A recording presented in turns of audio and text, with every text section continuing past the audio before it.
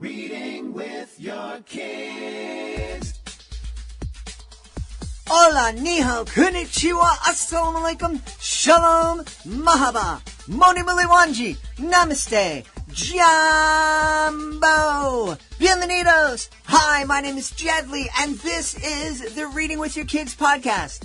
We're coming to you from the beautiful neighborhood of Reedville, in the southwest corner of Boston, Massachusetts. We are delighted and honored and so wicked happy that you're joining us in our mission to help families grow closer through reading.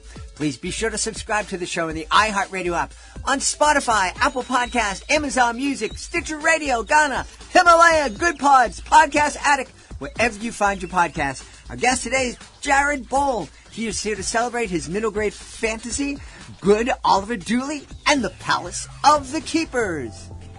Before we invite Gerrad into the studio, we want to let you know that this episode of the Reading with Your Kids podcast is brought to you by Astra, the Lonely Airplane by Julie Whitney. This book is truly a labor of love. It was written by Julie after her husband lost his job as a pilot because of the pandemic. This rhyming picture book, written for children ages 3 to 10, teaches them all about flying, math, geography, overcoming difficult situations, and most of all, having hope. It comes with a 2-page glossary and a 3-minute video of Captain Dan giving kids a tour of the real Astra. Astra, the Lonely Airplane is a wonderful book and would make a great addition to any family library. It can be ordered online at Amazon and at bookstores from coast to coast and internationally. To learn more, visit AstraTheLonelyAirplane.com. Join us right now from the great state of Montana. Our guest today is here to celebrate a great middle grade novel. It's called Good Oliver Dooley and the Palace of the Keepers. Please welcome to the show, Gerrad Bohl. Hey, Gerrad, how are you?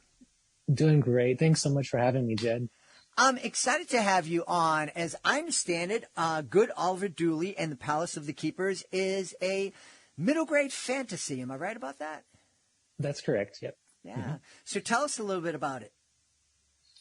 Well, the story follows, I have the cover here. You can see a little photo of Good Oliver Dooley.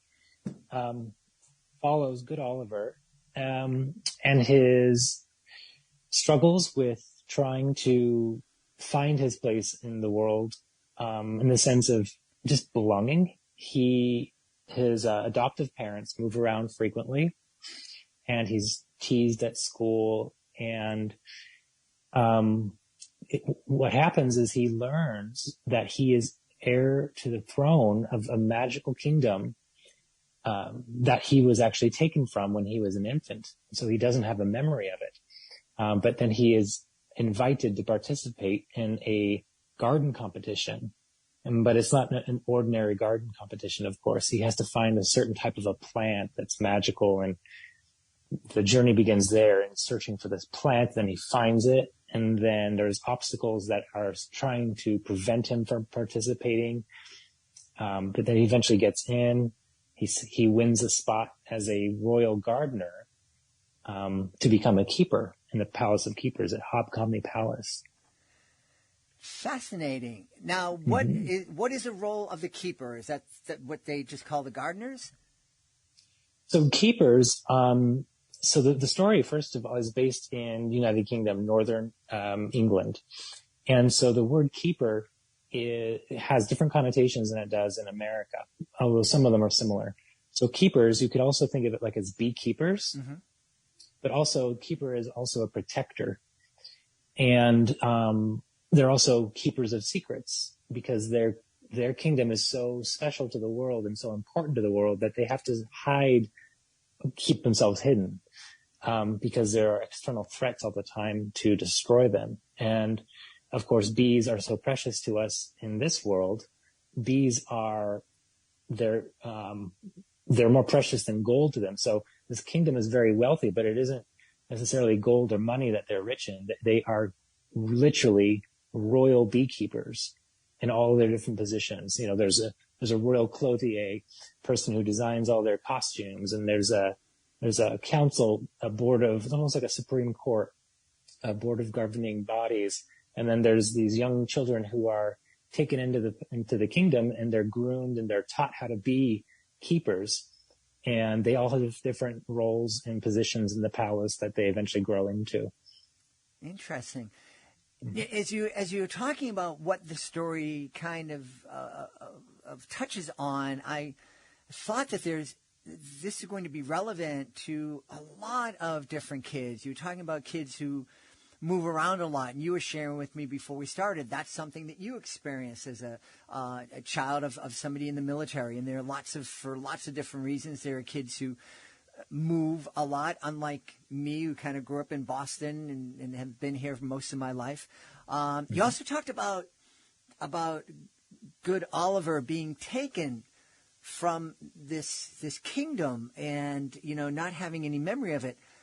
There are a lot of kids in middle school and high school who came here from a different country when they were infants and have no memory and no real connection with that home country. And also, you're talking about kids who just kind of find themselves, and I think that's applicable to everyone. Certainly everybody that I met in middle school, that certainly was part of their life, just trying to figure out who they are.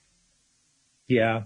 And he just doesn't fit in no matter where he goes, because they move around so much. And every school he goes to, he's teased because he loves to garden. Like, he loves plants and flowers, and he's so obtuse compared to the other children who don't have those interests. And so he's very much a loner and doesn't have friends, can't make friends because he doesn't have the opportunity, even because they're not there very long. And then his caretakers, the people who adopted him, who you find out later they were paid to, so they didn't do it out of care or love. They did it out of ulterior motives. They're very abusive to him as well. And his time is limited with them. And so he's actually sentenced, this taking him from his home palace was a death sentence, essentially, that he was supposed to die as an infant in their care because they're so neglectful, but he has actually persevered. I think this touches on a lot of subjects, of issues that are relevant for kids, but a lot that maybe parents would be uncomfortable talking about. One of the notes that you sent me in preparation for the show is that the book kind of touches on thoughts of suicide. Mm-hmm. And that certainly is a subject that parents don't want to talk about with their adult kids, never mind their mm-hmm. middle grade kids. But we know from statistics that, in fact, kids as young as 7, younger, have committed suicide or consider it. Mm-hmm. What would you say, first off, so that no one stops listening at this point? Mm-hmm. What would you say to the parents who are thinking, "Oh, no, I don't want to touch this. My kids don't need to hear this at 7, at 17, or 27." Yeah, that's the biggest challenge in writing the book. Firstly, was how do I talk about something that I know I personally have dealt with since that young age, and I know other children do, and statistics show that infliction is rising at a steady increase. So the challenge is, how do I convey that story in a way that is appropriate and meaningful and still impactful? And that was the challenge. And so there's nothing gruesome or horrific in the sense of suicidal acts in the story. Nothing like that takes place, because for children, at least for me in the goal in writing, it was for children to understand that there's a voice that's inside of them sometimes, a voice that's not in their best interest, who perhaps means to do them harm. And in the story, our main character has that inflection that is actually the villain.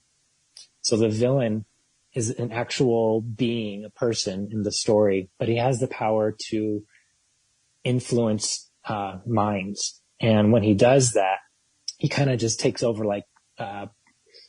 their, you can say their body, their mind, or he kind of controls them so that they do his bidding. Because like all villains, he's a coward. He won't do it himself. He uses other people to do his deeds.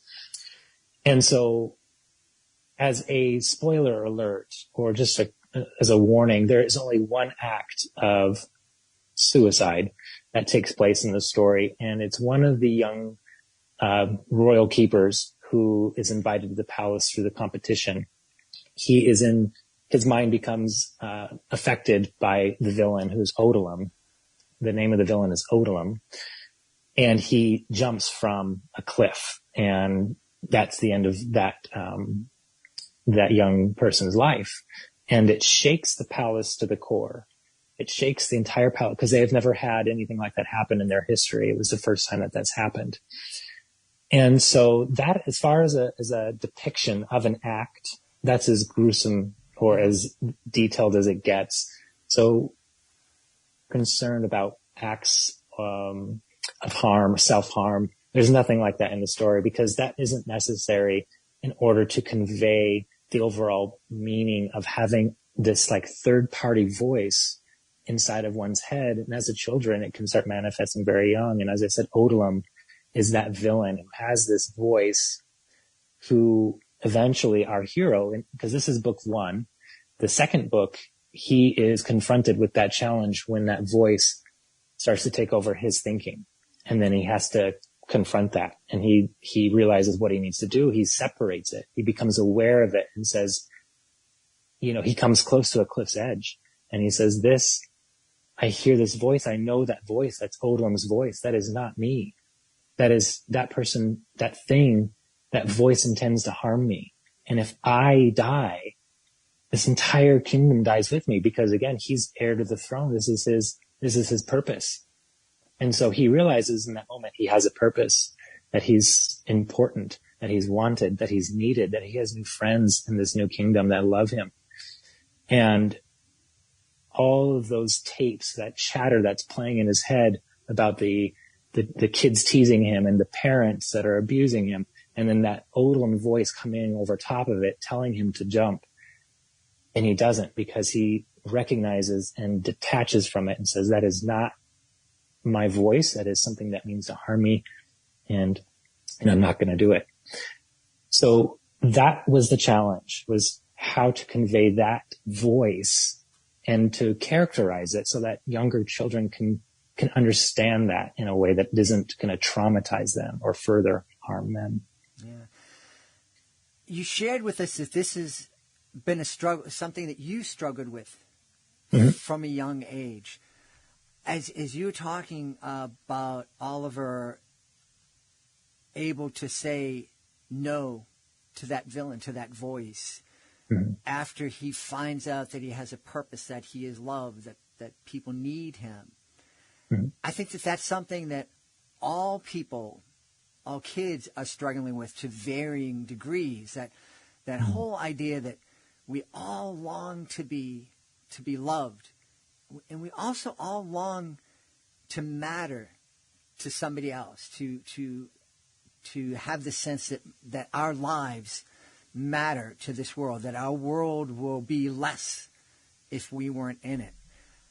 I think that's a great place and a great conversation to have with our kids on an ongoing basis, to help them realize that they are loved, that they are, that they do matter, that our family, we need you.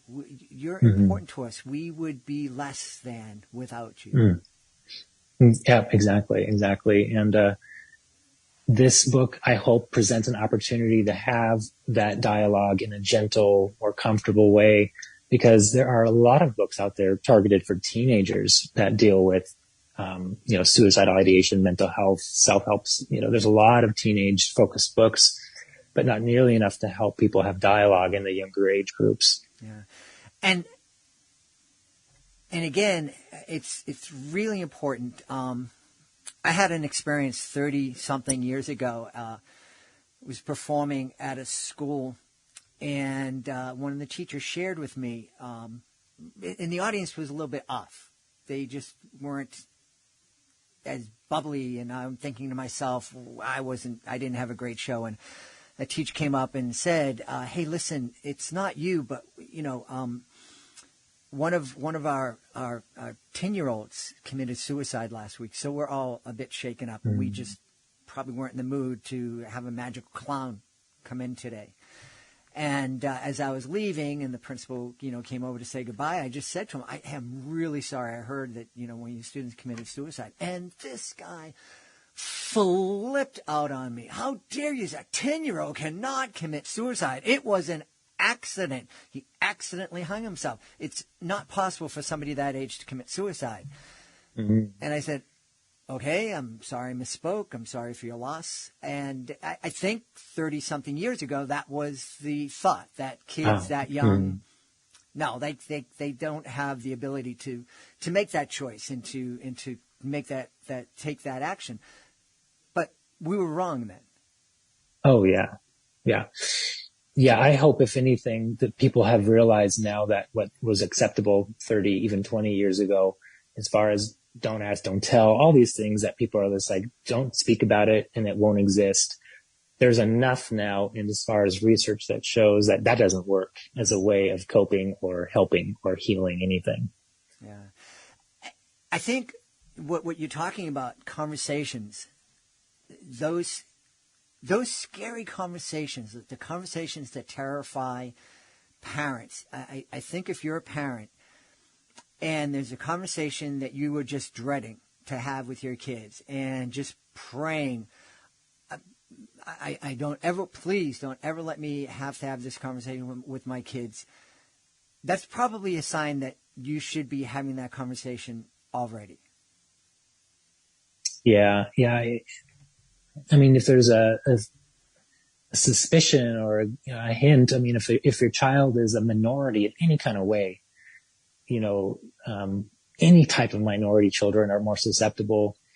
Any child with a learning challenge that they have to deal with, anything that makes them even slightly different from feeling normal, they might even, fit in any other way. But if they feel or exhibit any sign, I think, of not feeling accepted or fitting in, which can happen to anyone at any point, really, then talk about it. Yeah.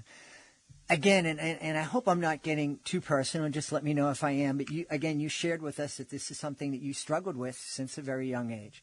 And thankfully, you're still here with us, making a difference in kids' lives by writing a book like Good Oliver Dooley in the Palace of the Keepers. What was it that helped you get through those moments and to still get through? Because you said that you're still kind of challenged by these thoughts sometimes. Yeah, well, at the time, as a child, I remember I was probably 9 when I started having suicidal notions.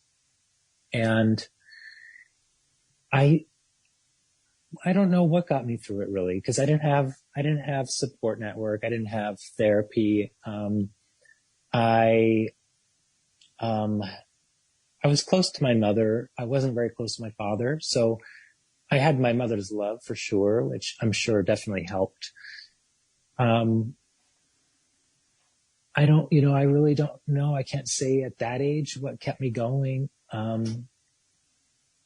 It's hard to know. But now, I mean, as I've matured, and suicidal ideation has afflicted me in varying degrees, and I think it's a spectrum.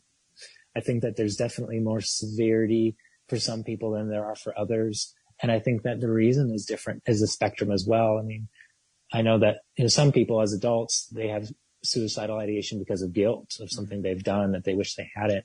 And I don't really personally have experience in that area or that spectrum, but mine is more of needing to fit in and wanting to feel purpose and feeling normal or accepted or feeling equal to my cohorts in life, just being human. I'm gay, and since I was very young, I was overweight. I was often called a girl because I looked like a girl because I was so round in features. I have never fit in with, the sporty people. Was never athletic when I was younger.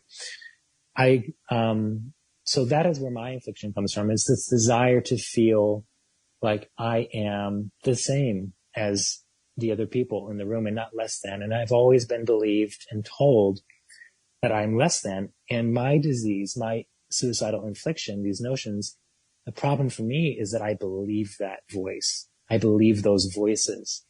And at the age of that young age, those young ages, I don't know how it is possible for them not to believe it. Because we are, as children, we are sponges. We simply absorb whatever we're around. And we don't question it. It's just simply what is. So as an adult, I've gone through therapy, group therapy, all kinds of ways of getting help for myself. The most powerful mechanism I realize is first in becoming aware that a separate voice from my true self. It is one that means to do me harm and it wants to see me suffering. So when I first can recognize it as something distinctly separate from who my true self is, who my true self is happy and joyous and free and light. And this is a dark energy. If I can separate that from myself and know that it is not really who I am, that's the first step. And then the other aspects of it are refuting it, saying, no, that's not true. That is not who I am.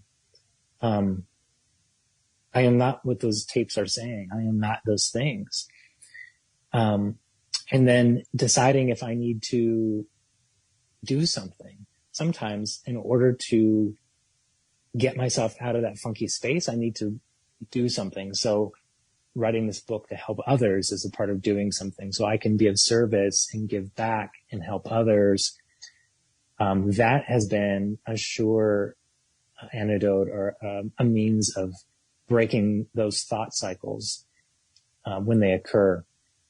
So those three things have been very powerful tools for me. Yeah. We were talking earlier about parents sitting down and talking with their kids who they may feel be having these feelings.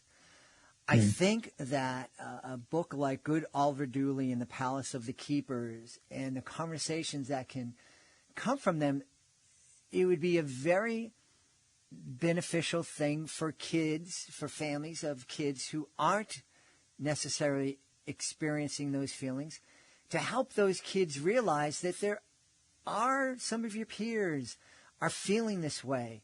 And maybe when you are on the playground, when you're in class and you're seeing a kid who is left out either intentionally or because they feel awkward and they're self-separating, if they're hearing a kid being called names, even if they don't think it's especially cruel, helping them understand that that kid may be hearing it in a completely different way. And you can make a difference in their life. You could be the one to go over there and to offer your friendship, to say a kind word, to offer to include them, that might, if only for that day, break up that message, to let that kid know that, no, you don't have to listen to that message that's playing inside your head.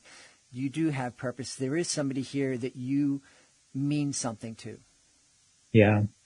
And I know that in certain cases I've read and or I guess studied or heard about with the younger kids that have acted and committed suicide. A lot of them don't have any sort of support, or because they say statistically you just need one person, like you said, to provide a positive tape, positive voice, to help them break that cycle of those tapes repeating, to get them to the next step in their life or the next point in their life, until maybe they're old enough to have their own coping mechanisms put in place. But as children, it's difficult. They can't just manufacture coping mechanisms like that. It's important to have at least one person who is aware of what they're saying and doing to influence the child. And the ones that usually do commit suicide tend to not have that at all, be it friends, school, teachers, parents. Those support units are not there, and they're usually adding to the problem. Yeah. And sometimes all it takes is that one kid to notice somebody that's left out and to invite them in. And I find a lot of times that starts the snowball effect. That when your kid goes out, invites that kid who's excluded to join them, then other kids are going to include that kid as well, and maybe teachers are going to notice. And maybe that one simple act of kindness that your kid takes because you had a conversation with them about this could save somebody's life. Oh, yeah, absolutely. Absolutely. Yeah. Hey, Gerrad, where can people go to find out more about Good Oliver Dooley and the Palace of the Keepers and find out more about you? Well, there's my website, www.gerradbohl.com. There's also, to purchase it, of course, Amazon, but most major retailers carry it. So, Target, Barnes and Nobles, Waterstones, W.H. Smith, Foyles, all of the big retailers carry it. And I'm on Instagram and on Twitter at Gerrad Bohl.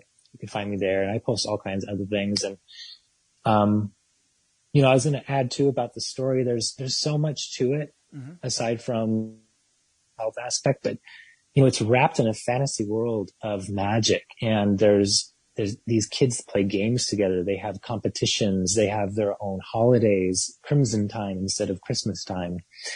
And it is riddled with absolute abundance of magic and joy, because that is what I wanted to give this character who had nothing like that growing up. And of course, it's a world I want to be in. That's why I wrote it like that. And so I want them to know too, that it's not just about a dreary topic. That dreary topic is so interwoven into this world of beauty and magic that it's difficult to even point out unless you're paying attention. Yeah. Well, we want to encourage everybody to check out Good Oliver Dooley and the Palace of the Keepers. And we've been speaking to the author, Gerrad Bohl. Hey, Gerrad, thanks so much for spending time with us. Thank you so much for having me on your show. It's such a pleasure. Please be sure to join us for the next episode of the Reading with Your Kids podcast. Our guest will be Dr. Peter Solomon. Dr. Peter's returning to the show to celebrate his brand new book, The Race to the Big Bang. Don't miss it. It's a lot of fun. That's the next episode of the podcast. Hey, please be sure to visit our website, readingwithyourkids.com. We would love for you to sign up for our free newsletter. We're revamping the newsletter. It has a brand new format with lots of great features. We're going to be featuring author profiles each month. And our first author to be profiled is our Dean of all things STEM and STEAM, Jennifer Swanson. We'll also have lots of recipes that you can create with your kids and activities you can do with your kids. It's going to be a lot of fun. You can sign up for that free newsletter at readingwithyourkids.com. Want to thank the folks who made today's show so wonderful. Of course, we want to start by thanking our guest, Gerrad Bohl. Please be sure to check out Good Oliver Dooley and the Palace of the Keepers. Also want to thank our sponsor, Astra, the Lonely Airplane, written by Julie Whitney. A really, really fun picture book for kids ages 3 to 10. Learn all about Astra, learn about geography, math, and hope. Also want to thank my team, Fatima Khan, Rory Grady, Skylar Strauss. I want to thank my beautiful wife for all the support she gives me. Most of all, we all want to thank you. Thank you so much for taking the time to join us today. And as always, thank you so very much for taking the time to make the world a better place by reading with your kids. I'll be looking for you in the next edition of the Reading with Your Kids podcast.